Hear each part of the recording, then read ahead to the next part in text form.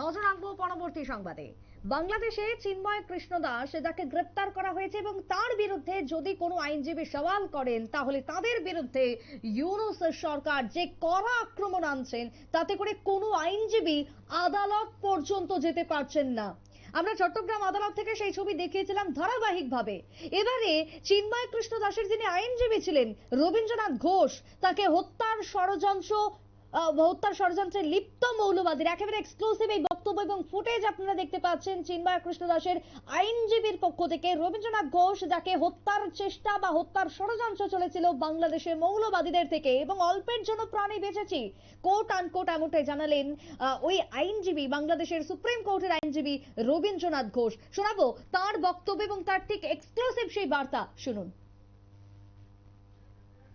আমি গত পরশুদিন রাত্রে এসেছি আমার চিকিৎসার জন্য।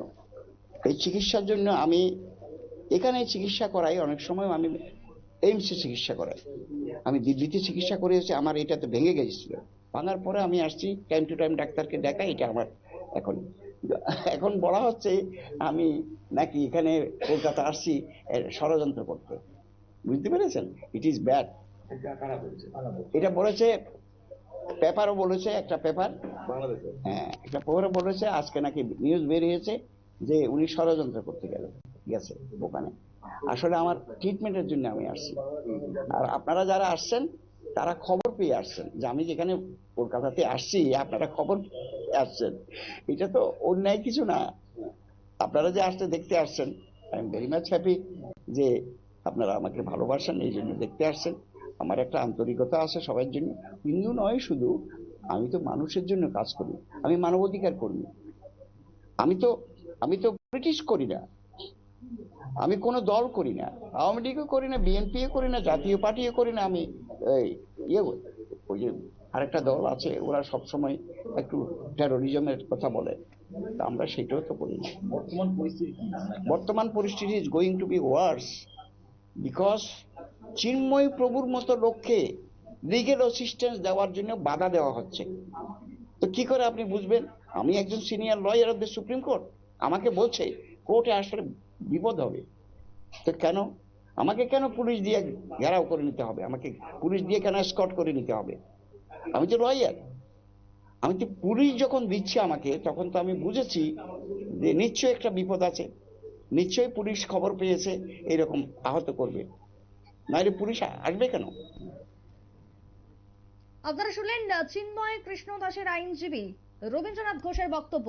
একেবারে এক্সক্লুসিভ তার বক্তব্য শোনালাম আপনাদের সামনে এবং তিনি সেখানে দাঁড়িয়ে বললেন কি না, বাংলাদেশের পরিস্থিতি এখন ওয়ার্স, অর্থাৎ ইটস গোয়িং টু বি ওয়ার্স, অর্থাৎ এতটাই খারাপের দিকে যাচ্ছে যে সেখানে তাকে তিনি একজন আইনজীবী, তিনি একজন লয়ার, তিনি কোনো রাজনৈতিক ব্যক্তিত্ব নন, তিনি যে কোনো সাধারণ মানুষের জন্য তিনি লড়াই করবেন আইনের পথে, কিন্তু সেখানেই তাকে বাধা দেওয়া হচ্ছে, তাকে পুলিশ এসকর্ট করা হচ্ছে এবং সেখানেই তিনি বুঝেছেন যে তার উপর বিপদ আসবে। অর্থাৎ ইউনূসের আমলে বাংলাদেশের আজকের যে পরিস্থিতি তা যে অত্যন্ত ভয়াবহ এবং নিন্দনীয়, তা যে খারাপের দিকে এগোচ্ছে দিনের পর দিন, সে কথাই আজকে বললেন কে না এই আইনজীবী, যিনি চিন্ময় কৃষ্ণ দাসের আইনজীবী রবীন্দ্রনাথ ঘোষ। তিনি একজন আইনজীবী কিন্তু তিনি পলিটিক্যাল কোনো ব্যক্তি নন, তারপরও তার উপরে আসছে হামলা, তার উপর আক্রমণ করা হচ্ছে। আরো একবার শুনুন তার বক্তব্য।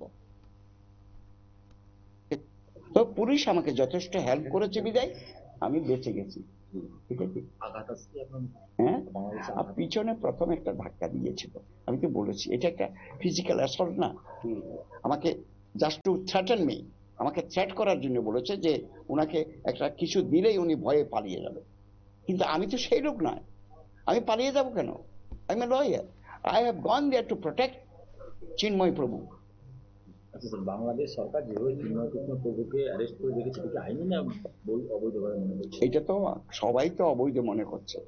গভর্নমেন্ট যদি মনে করছে আমি বৈধ করেছি, তাকে যে একটা সেডিশন কেস দিয়েছে, সেডিশন কেসের অর্থ ওনারা বুঝেন? মানে কি, আপনি দেশদ্রোহিতা করেছেন। দেশদ্রোহিতার অভিযোগ কোন ধরনের? Is there any specific allegation? তাকে বলা হচ্ছে আমাদের জাতীয় যে ফ্ল্যাগ আছে, আপনি দেখেছেন তো বাংলাদেশের ফ্ল্যাগ, ওই ফ্ল্যাগের উপরে গৌরীয় ফ্ল্যাগ, তার ফ্ল্যাগ, মানে চিন্ময় প্রভু যে একটা ফ্ল্যাগ ব্যবহার করে ওটা গৌরীয় ফ্ল্যাগ, এটা এখানেও ব্যবহার করে, কিন্তু এই ফ্ল্যাগটা তো কোনো কিছুকে ডিস্ট্রয় করার জন্য নয়। এই ফ্ল্যাগটা দেওয়া হয়েছিল সিম্বল, আমি দেশকে ভালোবাসি। কিন্তু ফ্ল্যাগের মধ্যে আবার দেখছেন কি জানেন কি করেছে ওরা? ফ্ল্যাগের মধ্যে তারকা খচিত 3-4টা তারকা ওখানে দেওয়া আছে। এই তারকাগুলো কারা করেছে?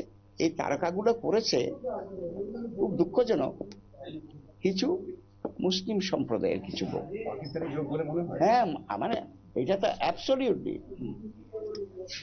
এটা আমার মনে হচ্ছে আর কি, জানি না। তবে দেশটাকে ডিস্টেবিলাইজ করার জন্য এই ধরনের প্রক্রিয়া করেছে। একটা দেশে, গোটা দেশে পুরো সরাসরি ভারতের বিরুদ্ধে চক্রান্ত, হিন্দুদের উপর আক্রমণ। আপনি তো দেশে ছিলেন, শুধু কি হিন্দুদের উপর আক্রমণ? আপনি বলেন না, হিন্দুদের উপর বেশি হচ্ছে কম্পারিটিভলি এই সরকার আসার পর থেকে। আগে তো ধরেন আমরা এতগুলো মাপি নাই, তবে আমি আওয়ামী লীগের আমলও টর্চার হয়েছে, নিষ্পেষণ হয়েছে। আওয়ামী লীগের আমলেও তো আমাকে মারধর করা হয়েছে, তখন তো আমরা এত প্রভাব হয় নাই। ভারত বিরোধী মন্তব্য, হিন্দুদের উপর আক্রমণ, কি মনে হয় আমার কথাটি শুনেন, যখন আমি ওনাদের ওই যে পিছনে পিছনে আমাকে প্রোটেকশন দিয়ে নিয়ে আসছিল পুলিশ, তখন ভারতের দালালারা হুঁশিয়ার, ইসকনের দালালারা হুঁশিয়ার। তার মানে আমাকে মেন করছে, আমি তো পলিটিক্যাল পার্টি করি না, আমি নাকি দালাল হয়ে গেছি, আমার কোনো পলিটিক্যাল আইডেন্টিটি নাই। তাহলে ওনারা এই কথা বলে কি করে? এটা তো পুলিশ কিছু বললো না। পুলিশ বলে যে না দাদা চলেন, এটা কিছু না। পুলিশ তো ওই দিন ইন্টারভেন করা উচিত ছিল। বর্তমান পরিস্থিতি ভারত সরকার কি করা উচিত বলে আপনার মনে করেন?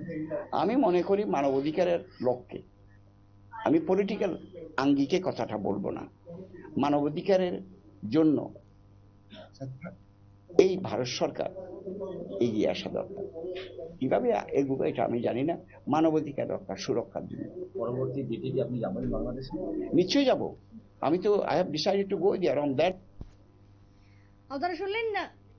আপনারা শুনলেন চিন্ময় কৃষ্ণ দাসের যিনি আইনজীবী, অর্থাৎ চিন্ময় প্রভুর আইনজীবীর বক্তব্য। অর্থাৎ রবীন্দ্রনাথ ঘোষ তিনি জানালেন যে তিনি লড়বেন এবং তিনি আইনের পথে থাকবেন, তিনি মানুষের পাশে থাকবেন এবং তার জন্য তিনি তার ভূমিকা, তার দায়িত্ব পালন করে গেছেন। কিন্তু ইউনূসের আমলে তাকে যেভাবে হুমকির তাকে শিকার হতে হয়েছে, যেভাবে তার উপর প্রাণনাশের হুমকি ছিল, যেভাবে তাকে হত্যার পরিকল্পনা ছিল, পুলিশ না থাকলে তিনি বাঁচতেন না সেই মুহূর্তে দাঁড়িয়ে। আজকের দিনে দাঁড়িয়ে এক্সক্লুসিভ ভাবে তিনি সেটাই জানিয়েছেন। বর্তমানে তিনি কলকাতাতে রয়েছেন চিকিৎসার জন্য এবং সেই সময় চিকিৎসাধীন অবস্থাতেই তিনি সাংবাদিকদের সামনে জানালেন যে বাংলাদেশের বর্তমানে পরিস্থিতি কি এবং সেখানে তার উপরে তিনি থাকলে প্রাণ সংশয় পর্যন্ত হয়ে যেত, এমনটাই কিন্তু জানালেন বাংলাদেশের বর্তমানে ইউনূসের ভূমিকাকে ঘিরে।